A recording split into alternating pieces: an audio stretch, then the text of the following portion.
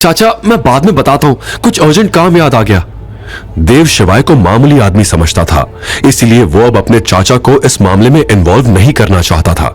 उसने खुद ही अब इस पूरे मामले को संभालना सही समझा।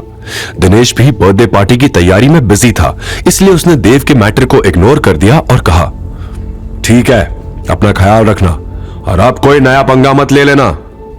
जी चाचा, मैं समझ गया।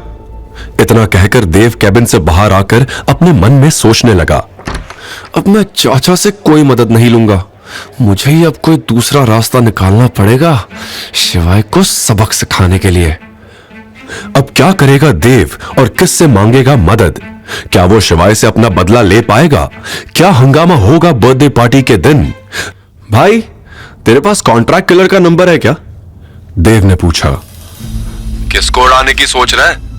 फोन के दूसरी तरफ से आवाज आई, है एक, लेकिन तू ये सब छोड़, अगर नंबर है तो दे। ठीक है, थोड़ा टाइम दो, बताता हूं। देव के दोस्त ने उससे फोन पर कहा और कॉल काट दिया।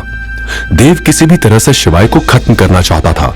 वो अपने दिमाग में इन सब बात की प्लानिंग कर ही रहा था कि तभी उसके पास दोस्त का कॉल आ गया।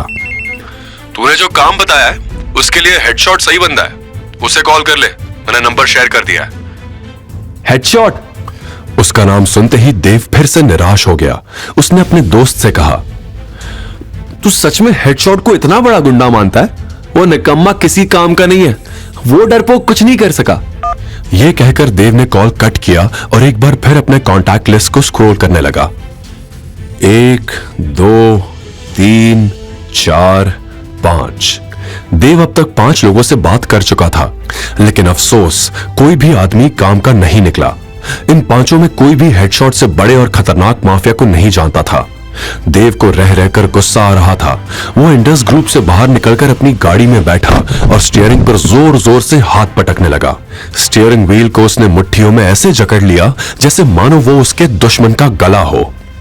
शिवाय शिवाय शिवाय, तू मुझसे बच नहीं सकता।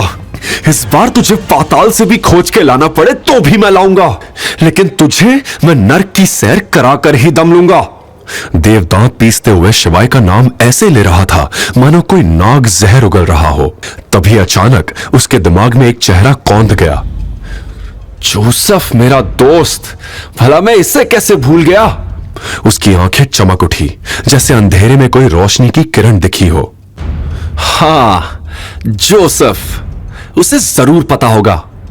दरअसल जोसेफ देव का कॉलेज फ्रेंड था, जिसका हमेशा से बड़े बड़े गुंडों और किलर्स से कांटेक्ट रहता था। कॉलेज में भी सभी स्टूडेंट्स जोसेफ से बहुत डरते थे, इसलिए कोई उससे पंगा नहीं लेता था। देव ने कुछ दिन पहले सोशल मीडिया पर जोसेफ का पोस्ट देखा था, तब उसकी थोड़ी बहुत बात जोसेफ से मैसेज पर हुई थी। देव ने फटाफट अपना फोन निकाला और कॉन्टैक्ट लिस्ट से जोसेफ का नंबर निकालकर उसे कॉल लगा दिया। कॉल रिसीव होते ही देव खुशी से बोल पड़ा, हेलो जोसेफ, कैसे हो तुम? मैं ठीक हूं, तुम कैसे हो? और आज कैसे याद कर लिया मुझे? जोसेफ ने पूछा। वो क्या है ना यार, मुझे तुम्हारी मदद चाहिए थी। एक आदमी को ठिकाने लगवाना है। अगर तुम्हारे पास किसी कॉन्ट्रैक्ट किलर का नंबर है तो फौरन मुझे भेज दो। ठीक है, मुझे थोड़ा समय दो, मैं तुम्हें डिटेल्स भेजता हूं। थैंक्स यार, अगर मेरा ये काम हो गया तो तेरी दारू पार्टी पक्की। देव ने हंसते हुए जोसेफ से कहा और फोन काट दिया। तकरीबन आधे घंटे बाद देव के फोन पर जोसेफ का मैसेज आया। देव ने फटाफट मैसेज खोलकर देखा तो यह किसी भोलू बिहारी का नंबर था।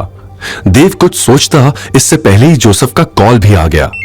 देव, मैंने तुम्हें भोलू बिहारी का नंबर भेजा है। यह आदमी चंबल का बहुत बड़ा डाकू है, या यूं कहूं कि पूरा का पूरा राक्षस है, जो किसी भी आदमी को जिंदा खा सकता है। इसकी बेरहमी के चर्चे दूर दूर तक है। मेरे सारे कॉन्टैक्ट्स में सबसे बेस्ट आदमी यही है। तुम जैसे कहोगे यह आदमी बिल्कुल वैसे ही काम करेगा।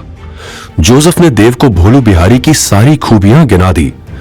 जोसेफ की बात सुनकर देव की खुशी का ठिकाना नहीं रहा। उसे ऐसा ही आदमी शिवाय को ठिकाने लगाने के लिए चाहिए था। देव ने जोसेफ से बात खत्म करके फौरन भोलू बिहारी को कॉल लगा दिया। The number you have dialed is currently switched off. Please try again later. अरे यार, इसका तो नंबर ही बंद है। अब क्या करूं? ऐसे बेकार लोग हमेशा मुझे ही क्यों मिलते हैं? कहीं जोसेफ ने गलत नंबर तो नहीं दे दिया? आगे की कहानी जानने के लिए देखिए अगला एपिसोड सिर्फ पॉकेट FM के YouTube चैनल पर। और शिवाय एक विनाशक के सारे एपिसोड्स को सुनने के लिए डिस्क्रिप्शन में दी लिंक से डाउनलोड करें पॉकेट FM ऐप।